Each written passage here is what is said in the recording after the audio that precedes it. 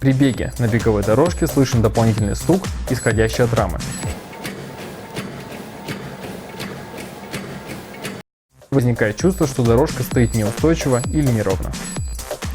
Данная проблема может возникать из-за неровности пола, на котором установлена беговая дорожка, либо отсутствия регулировки ножек. Ножки расположены снизу в районе двигателя и прикреплены к раме. Данные ножки вращаются, регулируя собственную высоту. Нам следует вращать каждую из этих ножек по часовой стрелке до полного контакта с поверхностью. Вращаем каждую ножку до момента, когда дальнейшее вращение уже невозможно.